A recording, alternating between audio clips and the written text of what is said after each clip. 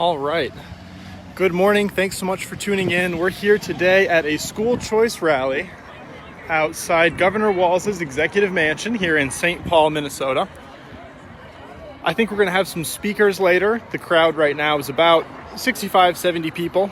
We're just going to follow this along and see how it evolves. Thanks for tuning in.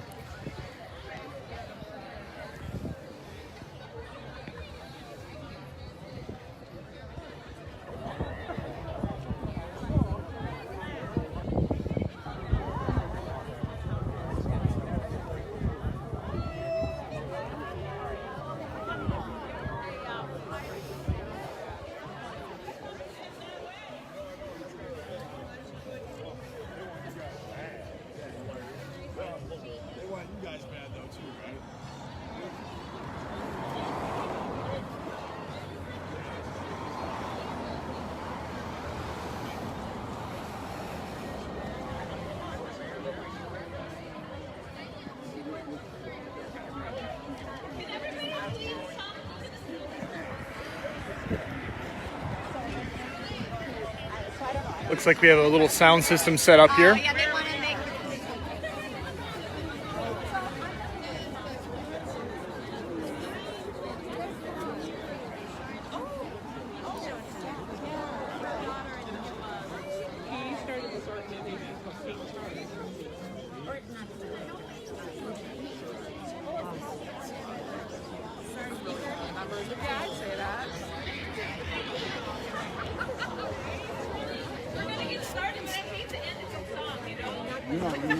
For those of you who are just tuning in, we're outside Governor Walz's executive mansion, live streaming a school choice rally.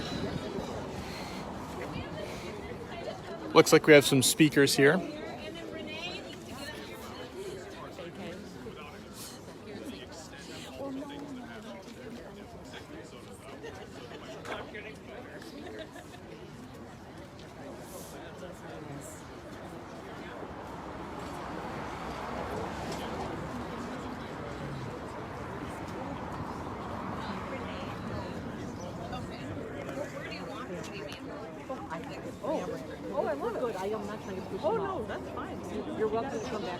Can you guys spread out a little bit more, like just a little bit? Our news media guy says just to spread the crowd out a little bit. So just shuffle around, do a little shuffle. To the right, to the right, to the left, little back some, back, do the twist, turn around. So, do the dip. So, thank you guys for coming. The group that organized this is a group called the Exodus Movement, and it's 5 of us women. If you guys could come around front, I'd appreciate that. Come back behind me right now. And we're just a group of women that became friends, and we gathered together because we care about God, and we care about our country, and we care about our kids, and our future, and the future of this country. And so this is Barbara, Ordala, Alfreda, Mac, and then I'm Coffee. Sorry, this microphone's doing weird things. So, Lauren, can you fix the microphone? I turned it up all the way. Okay, I just didn't know if you could fix the echo. But. I can put the reverb down. So, there's bathrooms down, they're kind of far, so at the Speedway in Caribou, so hopefully you won't have to go. We have school choice signs for you.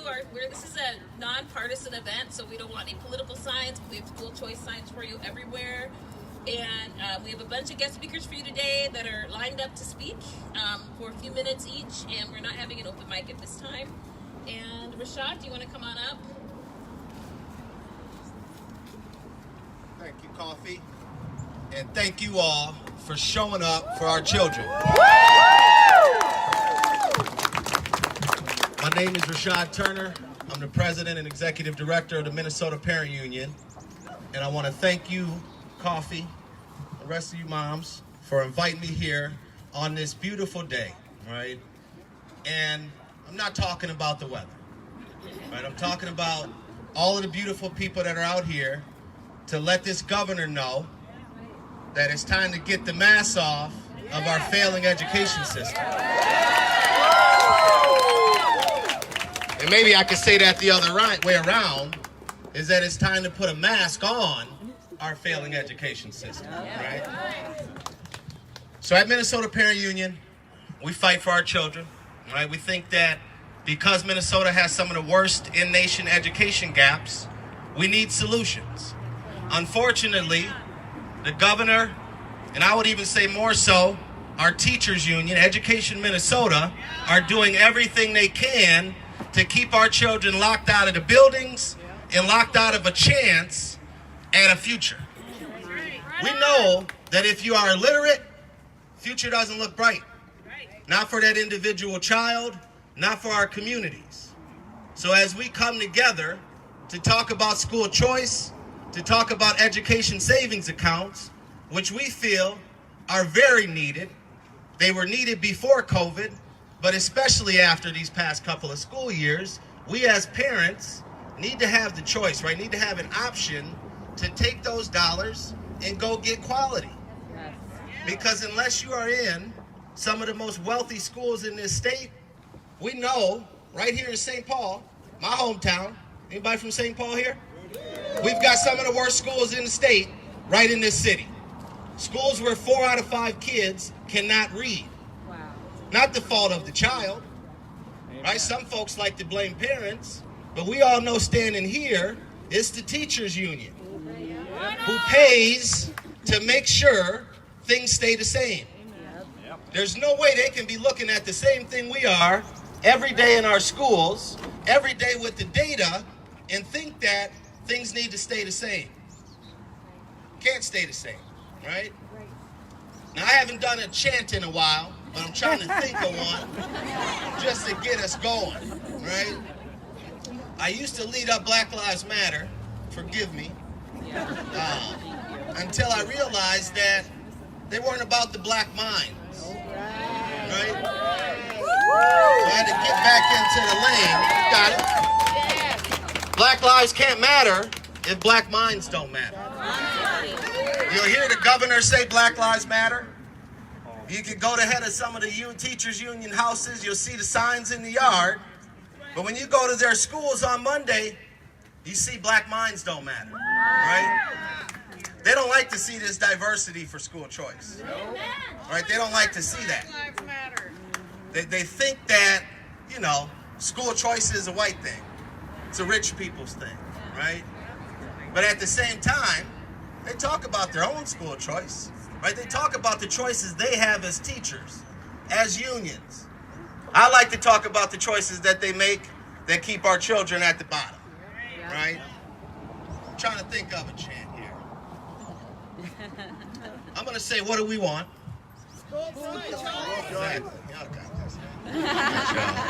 So I'm going to say, what do we want? Y'all say school choice. When do we want it? Now. Yesterday. Oh, y'all's pros. Coffee, you got the pros out here. All right. What do we want? School choice! When do we want it? Now! What do we want? School choice! When do we want it? Now! What do we want? School choice! When do we want it? Now! And we got to get louder. The governor, I'm sure he's not in there doing any work. Right? We might be waking him up from a nap. Oh, he's fishing. Oh. Maybe barbecue. Something that's not helping our children, right? We can agree to that. Sleeping, fishing, barbecuing, not helping children, okay? So one more time, we got to get super loud here. Because I know there's some union thumpers around in these houses. I want to wake them up, okay? Yeah. What do we want? School choice! When do we want it? Now! What do we want? School choice! When do we want it? Now! That's right. Keep up the fight for children. We got to do this, right? I was having a conversation last night with teachers, 2 teachers who have children in St. Paul Public Schools. And they were telling me about how horrible this school year has been. Not only for the children in their classroom, but for their own children. Right? I think about my own middle school daughter, who's, was locked out of school half of the year. Not the way to begin her 7th grade year in a new school. Right? But when I asked these 2 teachers about education savings accounts, they said, "What's that, Rashad?" I said, imagine you could take those dollars and you can go get that quality education that you know you're not currently getting at Humboldt High School. Excuse me, I shouldn't have said the school name. All right? So when we think about all of the opportunities and possibilities, we know what's currently in place isn't working for most children. Again, here in St. Paul, across that river in Minneapolis, there's tons of schools where 4 out of 5 kids can't read. It's unacceptable. But back to these teachers, I said, if you could take that money and go somewhere other than Humble, where you know you can pick out a quality reading teacher, quality math teacher, right? Some other experiential learning opportunities that'll help your student grow, would you take advantage of that? They said, well, is that a trick question? And I looked at them and I said, well, you all better call your teachers union and tell them to get out the way. Thank y'all for having me out here. Keep you fired up. Thanks, Rashad. Go to the web. Go ahead. There you go. I always forget this, and a couple of my teammates are probably out here, and they're going to say, why didn't you say that? You can go to mnparentunion.org, check out the website. It's real kind of like, it's not nothing fancy, but easier way. And Chad, I see you out there. Nice shirt, Chad. Easier way is to text MNPU to 33339. You'll get a text back with the link. It'll pop you right up the little membership form. You know, being a member, it's really just about crushing the status quo. So join us if you want to crush the status quo. We partner with moms all over the state. We're all on the same mission. All right? Appreciate y'all. Yeah, so Rashad kind of explained why we're here today. We're supporting education savings accounts. Our legislators are voting on this right now. It's already passed the Senate, and now we just have to convince Walls and the House. So that's where we're at. Approximately $8,300 would be able to follow your student to a new school, and $8,600 would stay with the school. And so a lot of people will say, oh, this is just going to gut the schools. Well, it's not. It's going to leave more money left behind to serve fewer students in the end, so it's not going to gut schools. People will also say, oh, we've got charters and we've got open enrollment, but those are full and those are very limited. Most charter schools, there's a lottery to enter, and like with my kid's school, who he has special needs, parents waited overnight for a number of nights with tents and porta potties because it was first come, first served to get into the school. So there is demand. It is needed. 5 other states have ESAs. Over 30 states in our nation have some form of school choice, including Wisconsin, which has vouchers. And since COVID, 3 other states have started trying to get ESAs like we're doing here, and their programs will be launched soon. So 3 reasons that I think it's urgent that we have school choice is the achievement gap, COVID, and that the values in the curriculum often do not match family values. Minnesota has one of the largest black-white achievement gaps in the country. According to the Department of Education, the 2019 proficiency rates for math were 74% for whites and 15% for blacks. For reading, it was 86% for whites and 30% for blacks. That means 85% of blacks in Minneapolis cannot read or cannot do math at grade level. And the numbers are similar for Hispanics and Native Americans. These numbers are terrible, and I don't see any urgency. No urgency from the people who proclaim the loudest that they care about disparities in black lives. In fact, they oppose choice. Yep. They oppose giving parents a chance to get their kids out of these failing schools. They also say we just need more money. If we just had more money, then we could fix this. However, in Minneapolis, with Minneapolis Public Schools, they get an average of $6,000 more per student than other schools, and they are the absolute worst. So pouring more money at this is not going to fix it. Kids should not be stuck in a school based on their zip code, stuck to a life of perpetual generational poverty. They should at least have a chance to do better than their parents. The second reason is COVID. Kids need an option when schools are closed, and there is no end in sight. People might say, oh, we've got this vaccine, everything's going to be fine, but there's new strains, every strain that you can think of coming out on the news every day. They want you to take the same precautions even though we have this vaccine. And even when the governor orders that schools be open, the teachers refuse to work. So we need an option. We need a place for our kids to go when the teachers refuse to come to school. With one of my kids' school with disability, they can only do school every other week because they can't get enough teachers into the classroom to teach. And these kids it's 100% special needs kids. They can't distance learn. The third reason is the curriculum conflicts with our family values. Just one example, they tell black kids that they're perpetual victims from cradle to grave, and white kids that they're white supremacists. My son was given an assignment to read this Scholastica article and then to do a worksheet after it. And they told him in this article that he would face racism in education, criminal justice, in employment. He would have trouble getting a job. He'd have trouble getting a promotion, and that he wouldn't get good health care. And so, I mean, it's kind of hopeless. I mean, this is a quote from the article that my son brought to me to show me the hopeless crap that he's learning in public schools. It's contrary to everything he learns at home. We teach him that he can achieve if he works hard. We teach him not to be a racist and not to judge people based on their skin color. Contrary to what he sees at home, his mom, who had a drug addict for a mother, who became a lawyer, me. So that is what my son sees, and what he sees at school is contrary. So in conclusion, we should all be able to pick a school based on what we think is best for our kids. These people will try to pit us against one another. They will say, people with money, they shouldn't get this choice. You know what? They should, because they pay more tax dollars than I do. And often they're playing double when their kids are in private school and they're using their tax dollars in public school. They'll say, you know what? Inner city kids, people of color, they will never use this. They like having their kids in failing schools. Only the white kids will use it. Well, how insulting to say that we don't care about our kids and we people of color would just let our kids rot in these failing schools. Yeah. So, sorry, I'm looking at my notes. So, we all love our kids, and as parents, we are in the best position to know what's best for them. We all pay taxes. The kids belong to us and not the state. It's our money, our voice, and it should be our choice. We are united in choice. You guys say that? United in choice. United in choice. United in choice.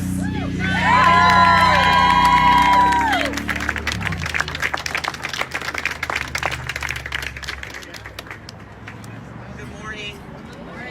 Thank you all for coming out to show your support for our kids and for school choice. I feel like I used to when I was a kid in school and you had these performances and you had kids who went in front of you and they were really awesome and you're like, shoot! So I've got Rashad here and then I got Coffee and it's like, okay, here I am. So I'm old. I'm probably old enough to be their mother, okay? And I am a lawyer. I spent 32 years in corporate America, so that makes me boring. So, I'm sorry. So, my name is Elfrida Baldwin. I'm a wife, I'm a mother, and I'm a grandmother. And I don't do rallies. This is not me. I don't attend them, and I certainly don't organize them. Now I do. So instead of being able to be retired and minding my own business, here I am. Because education is really important to me. Not just for my grandchild, but for all kids. Because people don't even have kids. You know, someday you might break your leg and you have to go to the hospital and you'd like to have somebody who can read and write and do math taking care of you, right? That'd be a nice thing. So it's just too important for me to sit on the sidelines at this point and let kids be stuck in these schools that are not serving them. Amen. I'm just amazed that people don't realize what the test scores are. And it's not, yes, there's a huge problem with these disparities, but if you look at our test scores for all kids, they've been stagnant or falling for years. And it's just not okay. So you've got to get in the game. So I'm here to encourage parents and grandparents and other concerned citizens to join together, united. I mean, that's the other thing. They're trying to divide us, because divided, we fall, right? Yeah. This is not a black issue. This is not a white issue. This is not an Asian or Hispanic issue. It's not even an income issue. Every person in this state ought to be adding their voice to this.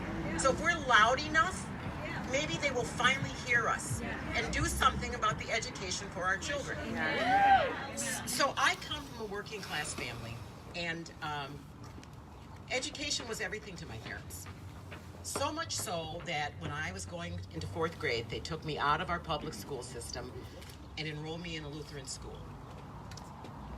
And it changed my life. I'm here today. I'm a lawyer because I got an outstanding education.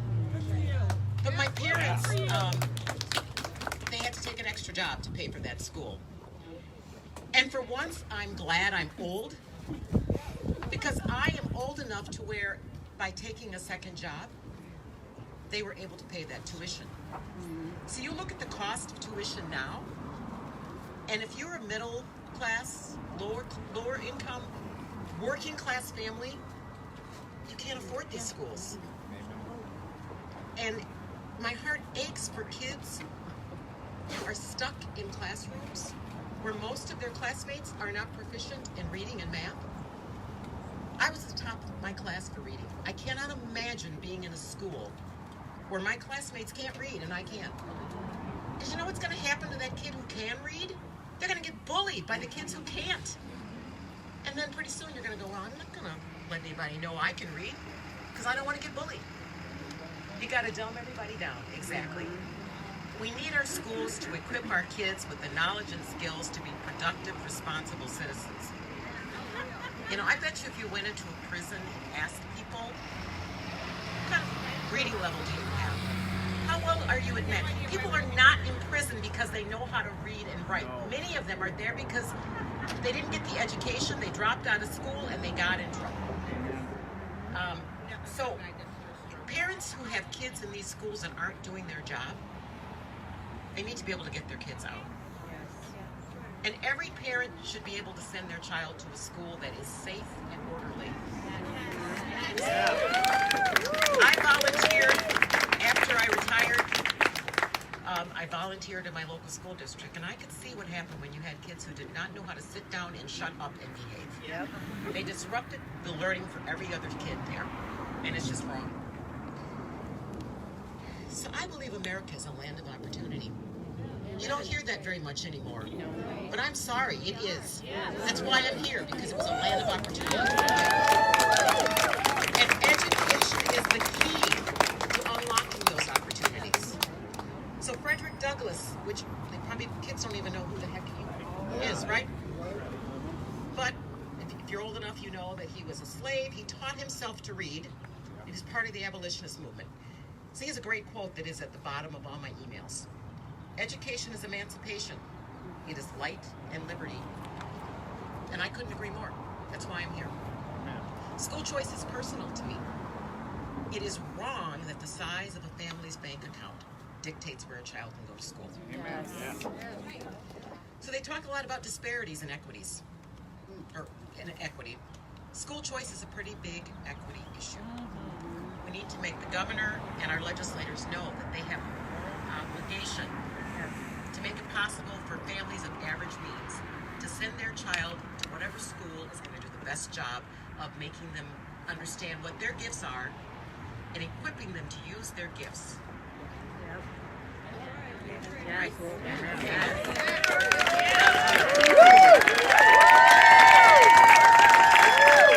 do we want?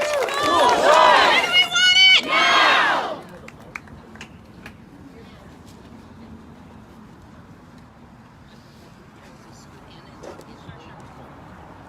Good morning, everybody. Good morning. Woo! Sorry, I'm loud, so that's the African in me. My name is Nadej Kreitzman, and I'm originally from Togo in West Africa. Kreitzman is not my last name. That's my husband's name. That's not an African last name, just to let you know. I didn't know about school choice until a few days ago, and I'm so glad to be here. Like, seriously, this is great. I want to give you a mom view and a teacher's view. So right now I teach preschool in a private school here in St. Paul. I have 2 young kids, so we're just gonna start in the school thing. Our first one is 4.5, so he's in preschool, and our second is 2. I was just thinking when Alfreda was just talking, and this is a conversation that I had with my husband, and we decided to put our first one in Catholic preschool, because we saw the public system and that just was not aligned with our faith, but also with the kind of level of the education we wanted for our children. Our children are biracial, but in this culture, they're seen as black. It doesn't matter that their dad is white, you know? So that is something that kind of bugged me when we started to have kids. You should not be judged by the color of your skin, you know? And one thing that I always could not understand, why are they not called whites when their dad is white? Why do they choose to call them black? I mean, there's nothing wrong with me. I love being black. But it's just the fact they're not black. They're biracial. There's a difference. So we were talking and we chose to do a private school.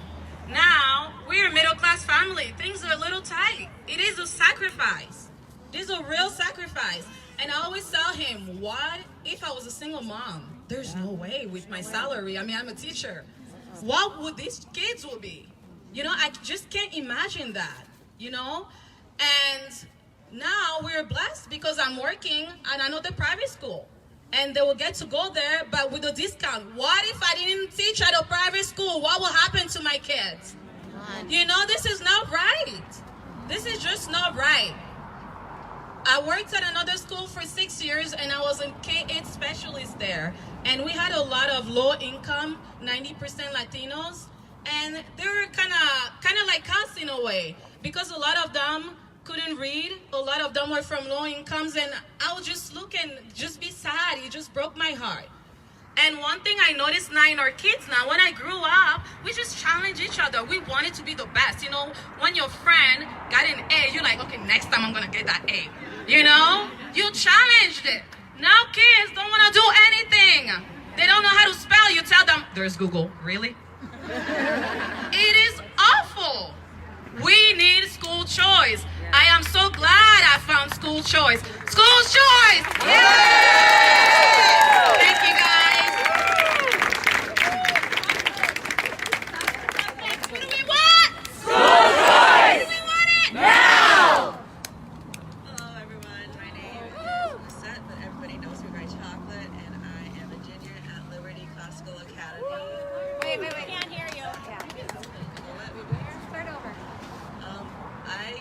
We're all here because we want school choice. I want school choice, and I came from a first-generation immigrant family, but that didn't stop my parents from wanting a good education for my siblings and I.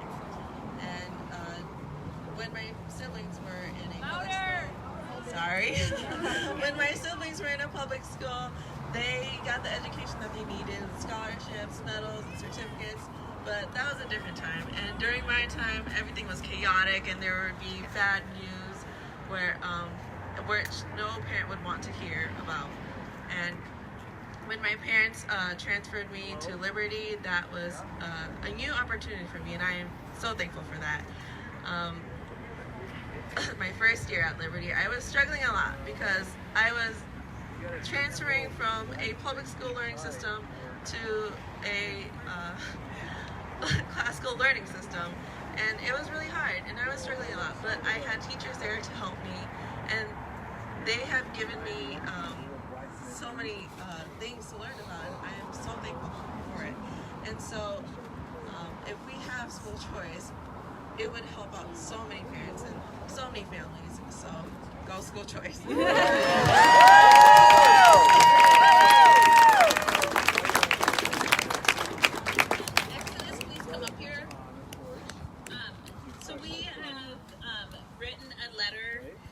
That's pointed and kind, but very pointed. And we're asking the governor to give us school choice. He was at a press conference on policing the other day, and he talked a lot about caring about Black lives and a lot about practical solutions. And there's a moral mandate to make a change. And so I'm hoping he uses that same language and applies it to education and does something good and makes a good choice here. So, do you have the letter?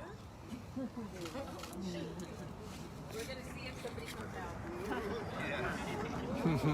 out. Looks like they're ringing the bell here on the governor's mansion.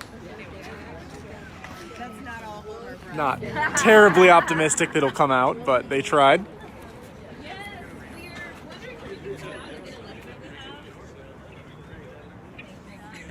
Oh.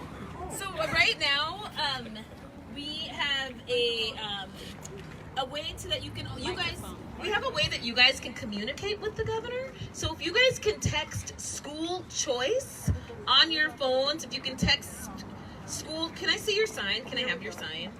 Thank you. So if you can text school choice, there will be an automated message that comes up that you guys can send to the governor right now.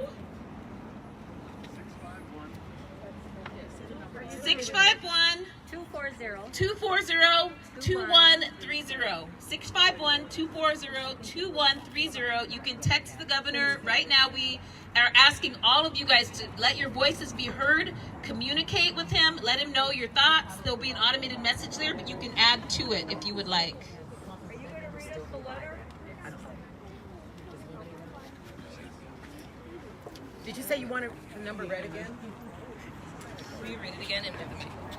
Okay, if you need the number again, it's 651 240 2130.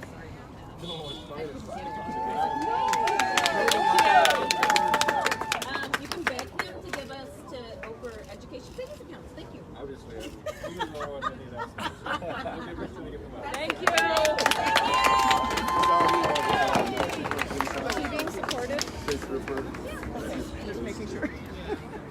So please, right now we're just going to take a short break for you guys to hang out and to text the governor right now, and then we'll come back in a second. Okay, thank you. All right, so to those of you who are just tuning in, we're here at a school choice rally outside the governor's mansion, where the rally organizers just handed a letter through the fence to, I think it was a highway patrolman, who said he'll pass the letter along to Governor Walz. It's unlikely Walz is actually in the mansion. I don't think he resides here very often, but it's a good symbolic spot to hold gatherings like this one. We just heard from several speakers who told us why they support school choice, gave their opinions on why it's pro-equality to have school choice, and in a minute I think there's going to be some more speakers.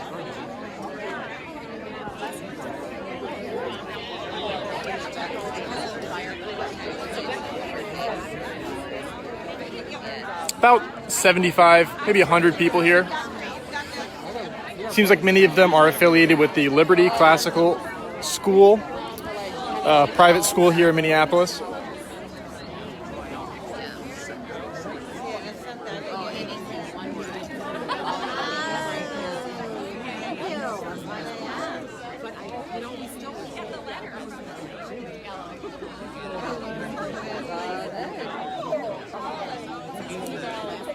You may recognize some of these speakers. We interviewed all of them in a panel last week, I think. No, 2 weeks ago. We interviewed them all in a panel 2 weeks ago on our live stream interview show. Now we're attending their rally here. Where's Chants? We need Chants to the front.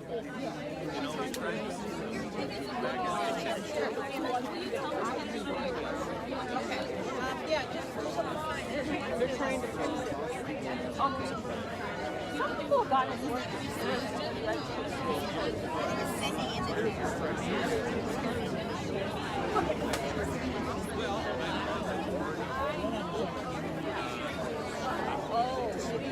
That's why I want to be able to say something to get the link.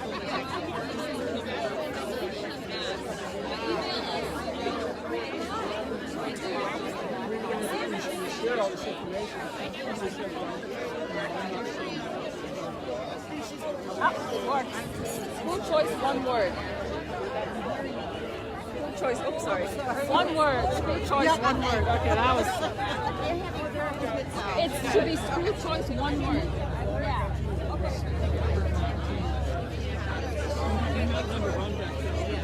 Text school choice, one word. One word on school choice. Thank you. Yeah, no space.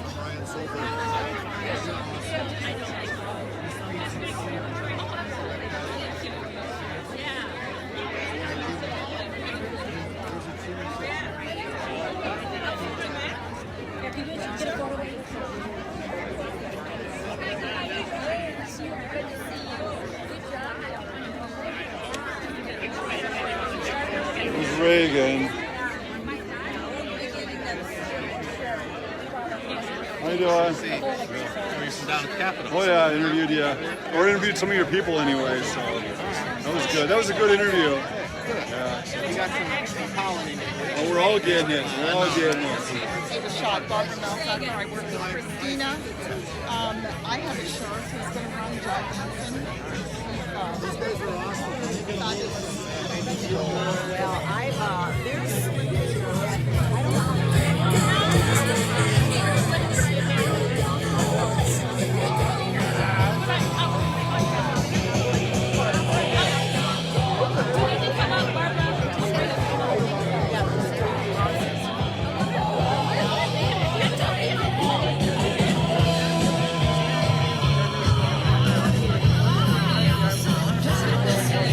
You really need to come more pictures. Oh, that's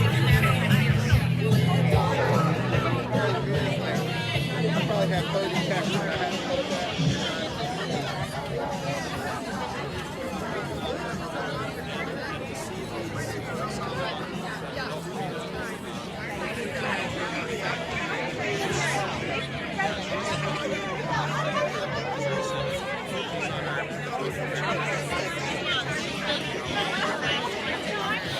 This is the first rally or event we've been to in a very long time that doesn't involve some form of counter-protest, so that's nice to finally have a peaceful event in the Twin Cities.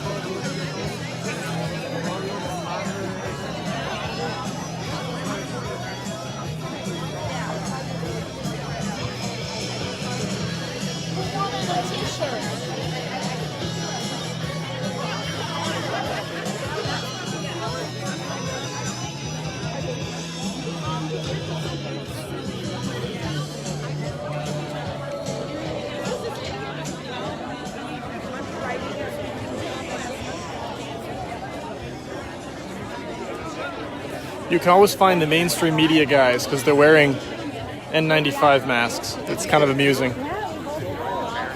One there, one there.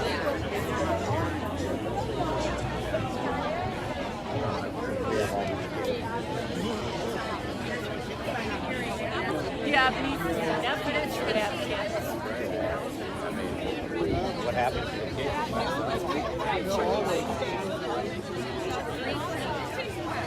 So who's in favor of and who's opposed to this bill outside? So the Republicans are basically only 3 votes short. Is that right?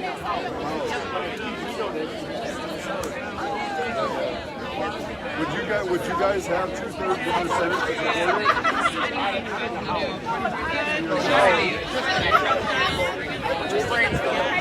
How about the Senate? Senate got a majority big enough to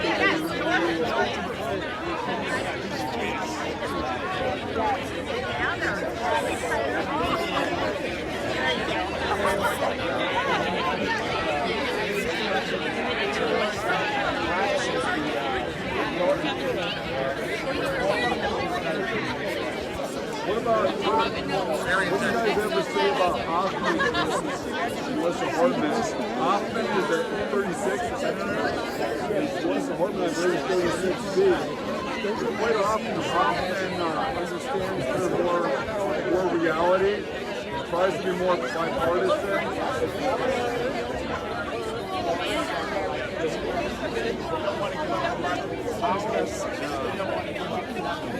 Well, Hoffman, for example, votes to get rid of emergency powers on the Senate side as a Democrat.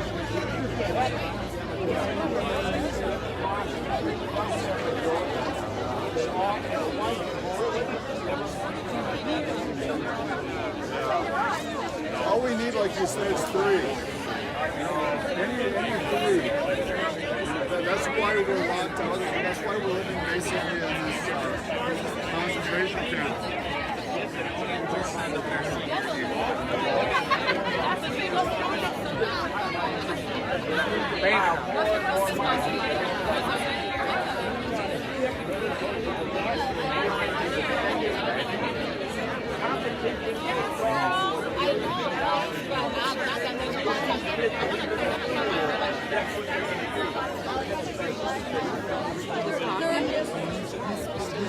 Some of the biggest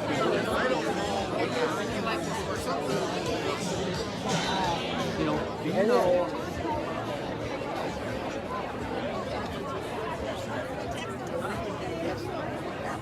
take charge.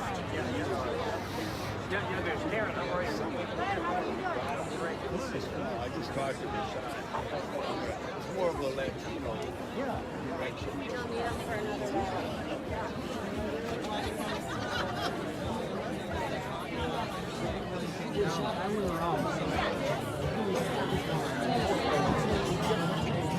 What's the best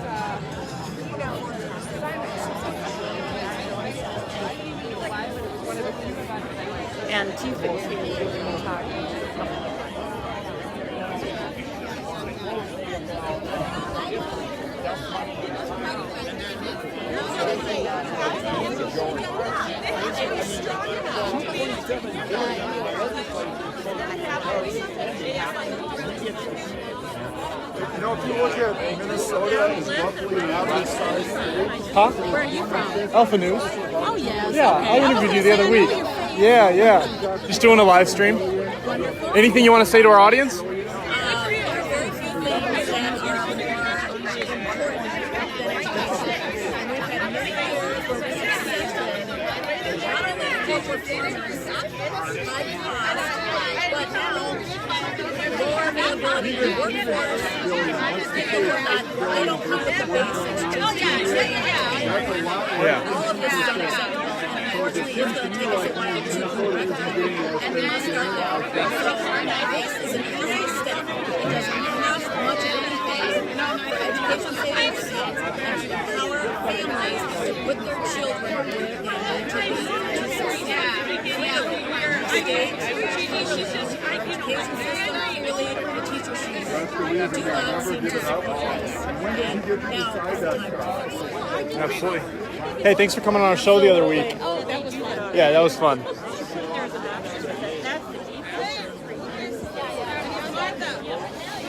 Some of our viewers might recognize that those speakers we saw earlier were panelists on our evening live stream show about 2 weeks ago.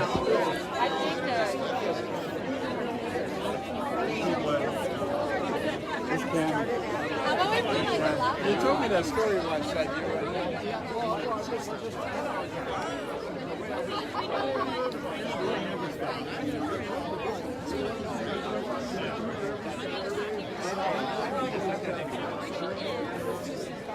I have to get three.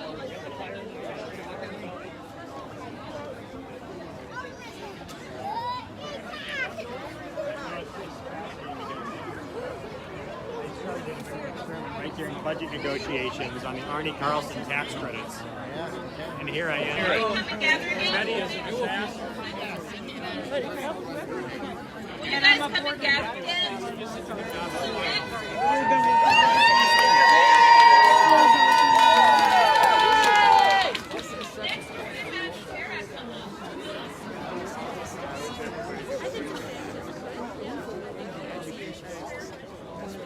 Get closer.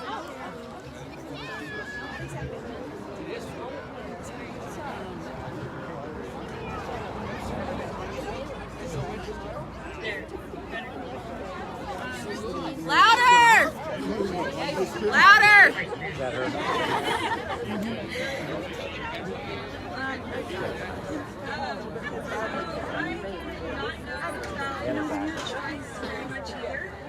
Until I met Coffee. My whole knowledge and upbringing of school choice was leave. I have a long history of leaving. And from parents that left, my parents were from Mexico. They left and came here. And I was born and raised in New Mexico, and all my family, friends, my whole support network is in New Mexico. And I came over 1,800 miles here with no place to live, no job, no nothing, with two little babies who have special needs. because I knew there was nothing for them in New Mexico. So what I know about choice is leaving, because it's too big of a fight to stay when you just feel like you're one person that nobody can hear. So I came here, and it was better than New Mexico, and we were thriving for quite a while. But my oldest daughter, her first experience in first grade, she has autism and she is nonverbal, but I know her like the back of my hand, and she's having problems that we've never seen before. And in special needs, when you have a child with special needs, education is a little bit different. In the 70s, they passed a law called IDEA, and it guarantees your child a right to education, because before that, they weren't. It was okay for communities and schools to exclude them. They weren't worth educating, which is wrong on so many levels. And so IDEA exists now for children like mine. And what happens with that is that schools are required to form a contract with the parent and the educators to educate that child to their strengths and weaknesses. It's called an IEP, Individualized Educational Program, made just for that child. Well, finding out over the years, that's still not enough. We have this law that exists, we have these IEPs that exist, and it's still not working, it's not enough. And you have parents like me that are telling you something's wrong, we need something different, and I'm being told no. So in first grade, I run into my daughter's bus driver and EA in Target, who tell me after we've had multiple IEP meetings because something's wrong, to pull my daughter out because she's being abused by the teacher. And they're afraid of retaliation, so they can't say anything about it in school. And I did. I pulled my kid out, I put her in a charter school, and it got infinitely better. My youngest started in that same charter school, and it was better, it was good. And they have doctors that we see every year, and we look over our IEPs, because it can help if you get a doctor's note to try to push for something that you're not getting at school. They're not listening to you. The doctors will help. And my doctor for my youngest was very, very concerned that my youngest daughter's IEP was only 4 pages long. And she said, usually that's a sign that your school's letting you down. There's things they're ignoring, and I'd have to keep telling her, the whole environment is made so she succeeds. You don't have to put it in a contract. They're doing it willingly. You don't have to force them by law to do right by the child here. So it's only 4 pages long, because you don't have to make the law do right by the child. So it was working. Fast forward to 7th grade. This is my youngest daughter's 7th grade year. This was her first, 2020 was her first 7th grade year. Her IEP is 25 pages long. Still not being done, and at no point during COVID was IDEA law repealed. It's a federal law. No school had the right to repeal it, yet every disabled child was being left behind. Yeah, absolutely. The scariest part is when you have a child with disabilities and you start learning, you get inducted into this underground community, and it's full of Facebook groups that kind of help you with veterans and legal advocates and people who have been there, done that, and they turn you into advocates, and you can go out and you can advocate better. And so that's kind of my norm that I was used to as a parent. 2020 was scary, because all of a sudden I'm seeing groups popping up on Facebook where parents with neurotypical children are making underground communities crying about the same things we've been crying about for years. And that's when it started getting scary to all of us, is that if we have IDEA, if we have IEPs, we have all these laws built to protect us, and they're not doing it, and they're still being failed, and now the neurotypical children are joining us and crying for the same thing. It's terrifying. It wasn't like, haha, welcome to the club. It was like, oh no, lots of swear words, coffee nose. So that's what I know about choice, is leaving. And so I was ready to list my house. I'm still considering it, but the idea that I could have a choice to to conduct my children's education where it's failing is really important. For a lot of kids, they're not failing. Maybe online education was better for them. And maybe for other kids, education as it is, they are thriving in it. But that doesn't mean that's all of us. There's a lot of us still being lost in that. And my children are still very susceptible to abuse, because this is what happens when you put children in an environment with adults where the only way that they're going to do right by them is if a court makes them. So last fall, I was having an online IEP meeting for my oldest daughter, who she's nonverbal. If we could do Zoom meetings, we'd be talking to her grandparents every day. We'd be talking to people we love. We're very displaced here. I wish it could work, but it doesn't, and that was the only option offered to us. And so I'm in IEP meetings trying to explain this, and the special ed coordinator at the school, who's supposed to understand this, is telling me that, and I have it on recording, he said that all they're legally required to do is offer a program. If my child can't get to it or can't use it, not his problem. Wrong. And so I very nicely made the analogy of, that's like saying you put the education up here and my kid's in a wheelchair right here and I'm asking for a ramp. Help my child get to that, to something that they can use. And he said, that's not my problem. Wow. There needs to be ramps, there needs to be other ways to get there, and there shouldn't just be one thing at the top of the stairs where it's like, this is a one-size-fits-all for everybody who can get up the stairs. So messed up. Anyway, this is my experience is leaving for school choice, and so the whole idea that we could have choice with educational savings accounts means parents like us who are committed and want to volunteer, want to invest in the community, we stay. That would be the worst thing to happen, is that people like us leave.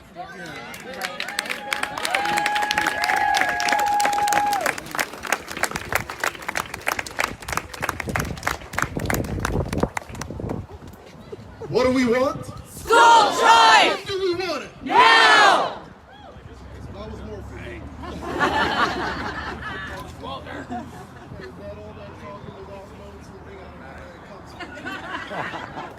I'm not a public speaker, and use the mic, hun. I'll tell you what. I'm not a public speaker, and I'll tell you what. I was just like you, observing everything around me that was going on, and somebody came up and asked me to do something. Yeah. And that's why I'm here. Yeah. You need to be asking other folks to do something. Yeah. So I think it's important to go over the people who organized this again, and don't waste any time finding out who they are and what they're trying to get into, and join in, okay? I mean, because these people are creating a pathway for us to do something. I mean, this is important. I mean, there are a lot of arrows coming at us from every direction, but there isn't anything more important than what we have, we're trying to represent here today. There just isn't. So let's get on board with these folks, and that's, you know, that's Kofi, or Coffee. She corrected me the first time I met her, and I thought I was calling her Coffee, and I thought that was wrong. But now I know I'll never mess this again. Coffee. And I want to point out that Jen with Rising Youth is here today too, and we have CPL. All these people. Rashad, what group was he again? Minnesota Parent Union. Let's get to know all of these people. Put them on top in your favorites, on your computers, and get to know them. We're not going anywhere without them. They're making a way. Yeah. That's right. We got a ring. That's right. So I'm going to get back to my notes here, because like I said, there was so many. I started writing this thing and I'm going, well, where do you start and where do you end? Because there's just so many things going on, but I'm trying to stick to the issue of the day. God bless you. So,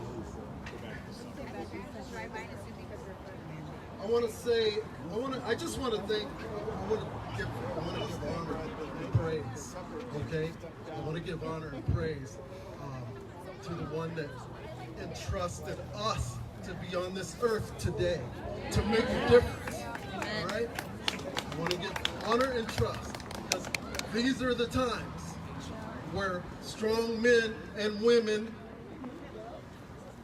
all right, we got a lot of them here. Where are the men, as a matter of fact? Woo! We appreciate you. We appreciate everything you're doing out here. I can't say it enough. I cannot express it enough. What's your name? Oh. My name is Walter, and I'm just one of you. With a mic. So, like I was saying, with all the arrows coming from every direction, we can no longer stand in our safe places watching and describing the events and the catastrophes. And then just, explaining the details of those catastrophes. We need to get involved and stop all of this nonsense from happening. Those numbers that you rattled off, that's staggering. Yeah. That's staggering. That should not be happening. And what they're doing to our kids today is just, it's an abomination. Yes. Evil. It's nothing less than an abomination. So, I'm not going to spend a whole lot of time. I could go on and on, but I'm going to skip through all of these notes to say one more thing. I'm so irritated. I didn't have my second cup of coffee, if you couldn't tell, because I got to come down here again. I've been doing this for the past 2 years, it seems like, on a regular basis. Getting out, trying to get out in front of these people, trying to mobilize and get people out here to these things. We have to make this happen. We have to be the biggest and the loudest out here. We have to do it. We don't have a choice anymore. Well, we have school choice. Right. Right? Okay. Anyway, the other thing is this squatter that occupies our house has got to go. He has no desire or he's not going to help us do anything. This is going to be done by we, the people. Yes. We shouldn't rely on him for a thing. We're going to become bigger than him. We already are. We just got to show up. That's right, Walter. That's right. Let's get to those websites. God bless you. Let's get to those websites. Let's get to know the details of what these people are trying to present to us, because we need to be educated so we can educate the uneducated. Yeah. All right? Let's do it. Let's do it.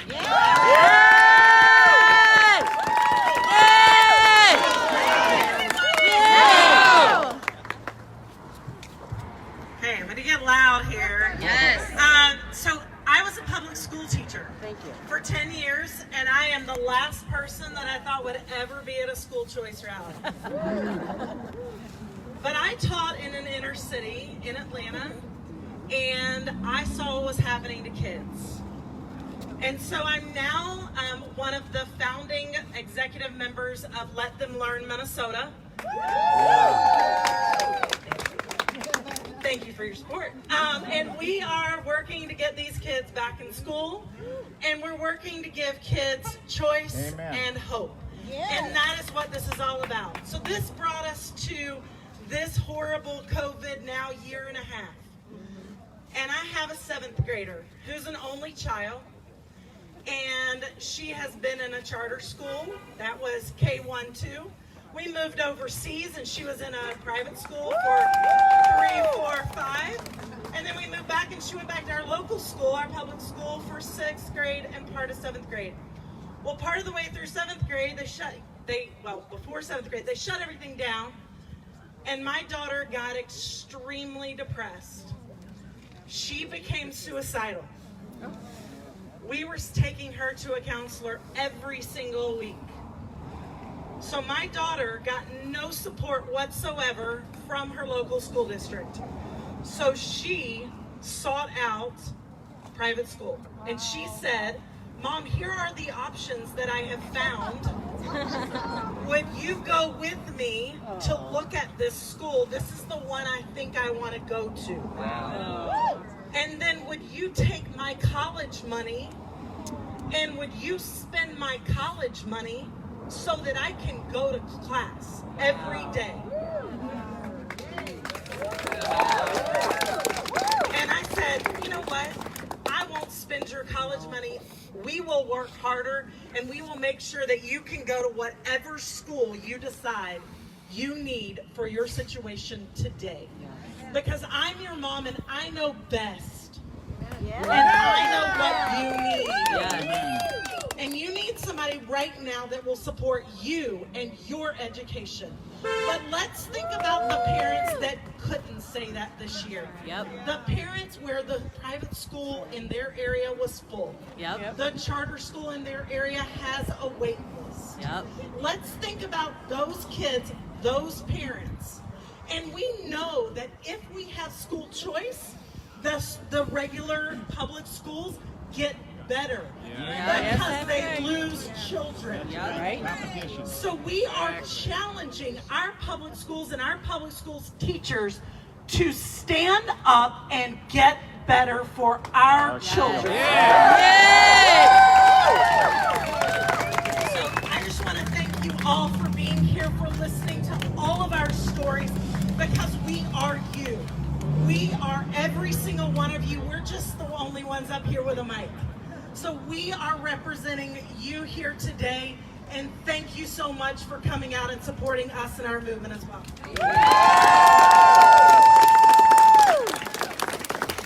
Good job. So somebody in the crowd reminded me that our politicians are motivated by campaign contributions. Oh, yeah. So he suggested that we chant, no vote, no money. Amen. All right. So, 1, 2, 3. No vote, no money. No vote, no money. No vote, no money.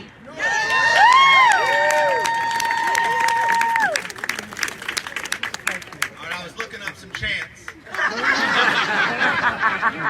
And then I heard these stories, right? And one of the chants did stand out to me. So I'm going to say, when children are under attack, what do we do? You all say, stand up, fight back. Okay. You got that? Okay. And I just heard those stories, and it's frustrating, right? But we can't stay just frustrated. We got to take action, okay? When children are under attack, what do we do? Stand up, fight back. When children are under attack, what do we do? Stand up, fight back. When children are under attack, what do we do? Stand up, fight back. There we go.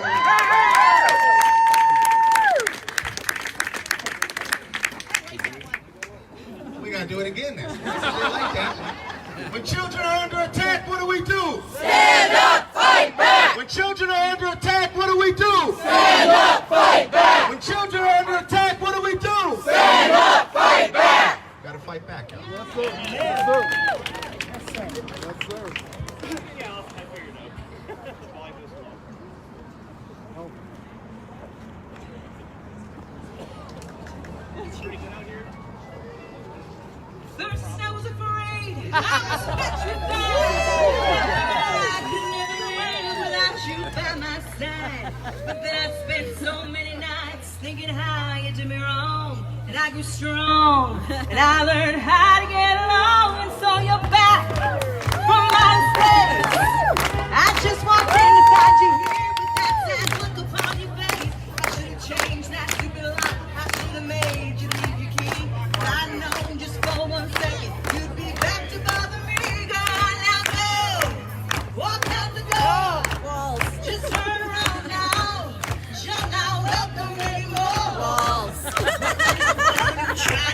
break me with goodbye? Did you think I'd crumble? Did you think I'd lay down and die? Oh, no, no, no. I will survive. Oh, as long as I know how to love, I know I'll stay alive. I've got all my life to live. I've got all my love to give, and I'll survive. I will survive. Hey, hey.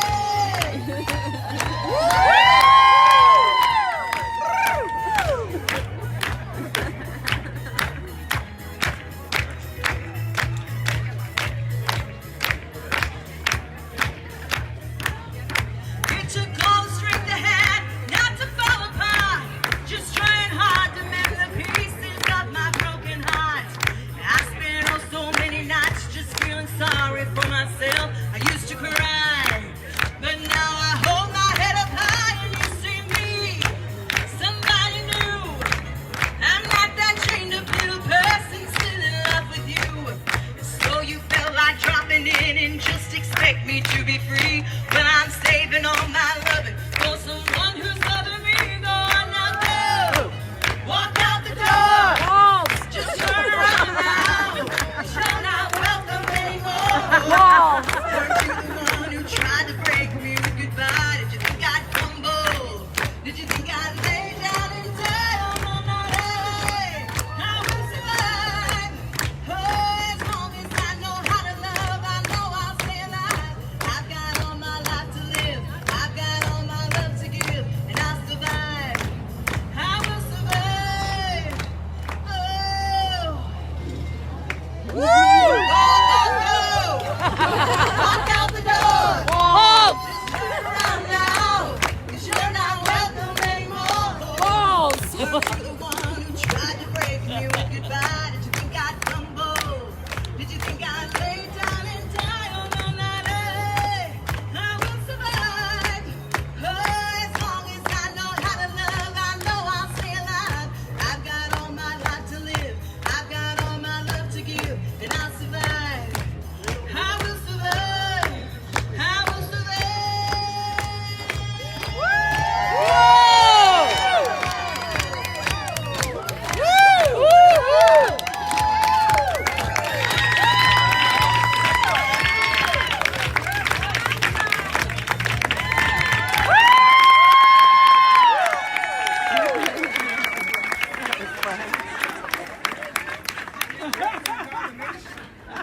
Next, we have two more speakers that are pretty awesome. We've got Susan and then Kendall. So if you guys could come to the front ASAP, that'd be awesome.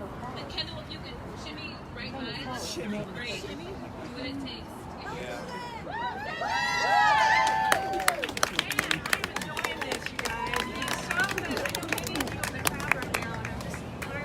Get to the mic, Susan. Can you hear me? Okay. Better. Okay. Well, my name is Susan Emerson, and they just invited me up here. I'm just like all of you, just a parent who's just passionate about our children and what's going on in the state of our world and our country. And I'm angry, I'm upset. And so to channel my voice in this way and practice my First Amendment right, I'm like, I will do it. Yes. Yeah. So thank you for having me. Thank you for coming out. Seriously. You know, I started off this morning. I actually wrote this morning. And I just wanted to share a little bit about myself. I was a young girl growing up in a blue-collar town, a suburb in Houston, Texas, is where I'm from. And my mom and dad, they came from the Philippines, and they came here, left everything, family and everything, for the American dream.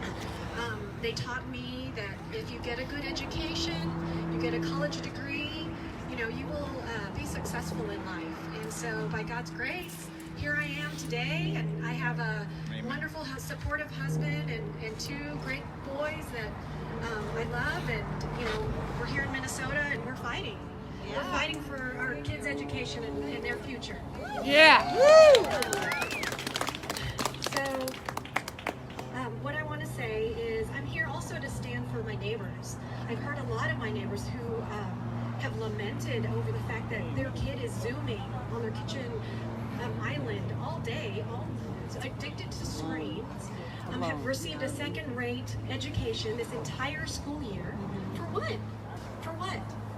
I have another neighbor whose daughter has switched 2 different schools, trying to find and the right fit because she has high needs, okay? And for what?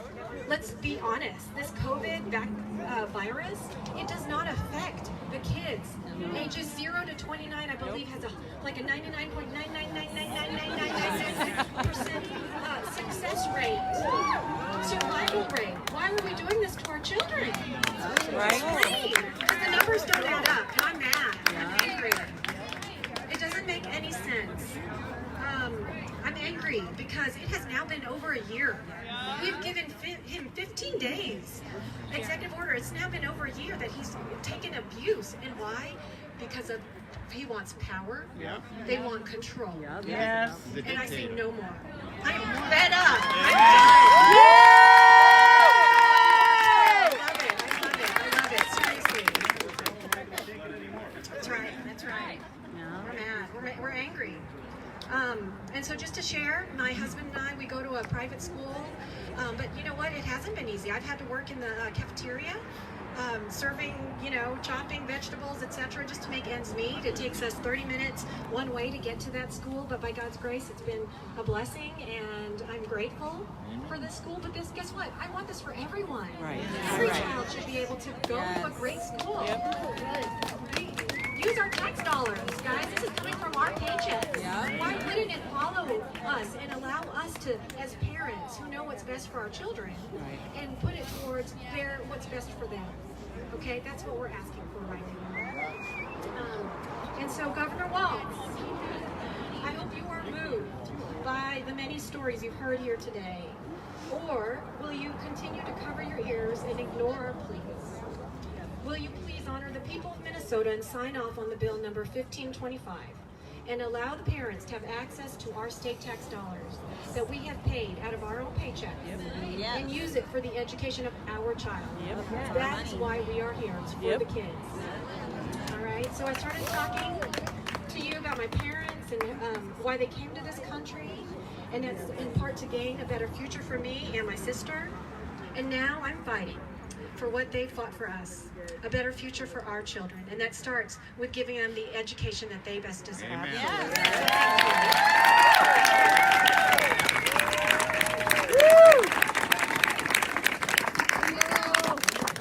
Thank you, Coffee, and thank you for the team here, the Exodus team, for inviting me to speak. I'm going to make this brief, but I just want to leave you guys with three things. First of all, my name is Kendall Qualls. Thank you for that. Let me give you an idea of what school choice and a decent education does. Okay, I'm a public school kid all the way through. I actually went to public school, PS, I think they call it public school, PS 148, Harriet Tubman, Harlem, New York, for 4 years. I mean, it was literally one of the worst public schools. And even at that time, my mother made sure I went to another after-school program at night to help booster my education. Amen. But later went to live with my father in Oklahoma in a trailer park, and for a kid like that, get a start in life like that, and then later in life be able to manage at a Fortune 100 company like Johnson & Johnson and Medtronic, an $850 million brand, it's because it started out with an education. An education, and also people like you that help people trying to better their lot in life. Okay, Americans help people regardless of skin color. Amen. When they see someone trying to better their lot in life. Yes. And you would think that we're rallying for something as radical as, legal marijuana or something like that, right? But we're not. Here are the three things I want to leave with you. The first one is, we've been living off of the freedom fumes of our grandparents. Yes. Okay? The blessings and the work that they've done to make what we're benefiting from our lifetime. Yeah. The pilot light is going out, and it needs to be relit. Yeah. And the fact that you're out here, you understand that, and you need to also get other people around your friends and family. This is not political. No. This is not. I mean, but our children. Many of you have been born in this state. You made this state your home state.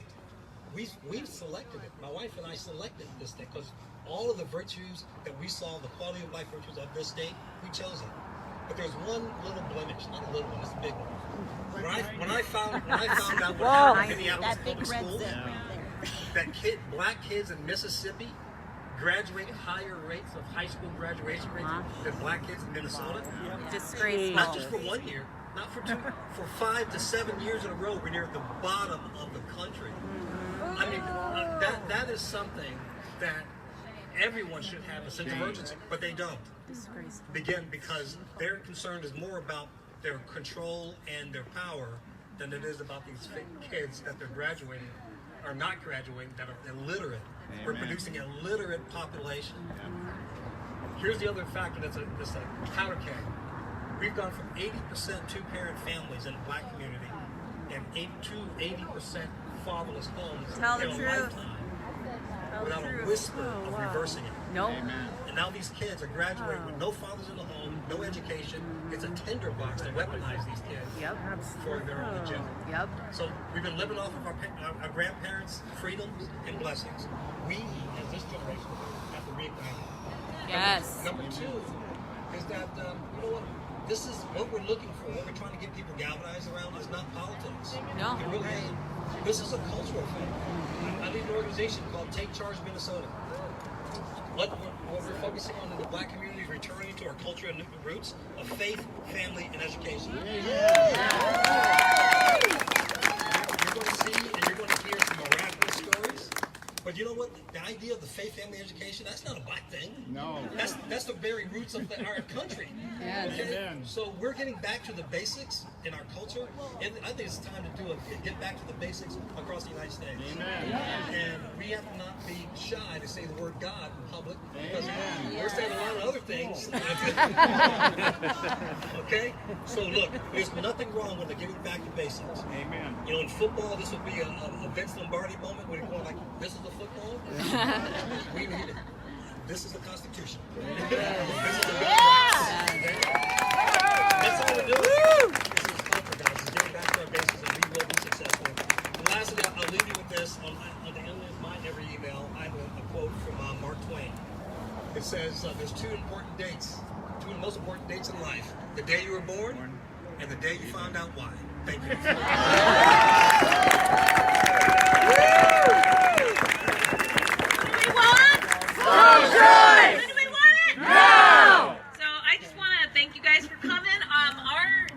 Organizations here you guys have been seeing. There's so many that work together. It was more than just Exodus that put on this event. There were probably 4 or 5 different organizations, at least 20 people that helped put this on. So we're a big team and we got to stick together. Amen. And if you ever want to come to our website, what's the name of it? TheExodusMN.org. TheExodusMN.org, and you can send us an email to let us know who you are. And thank you guys for coming.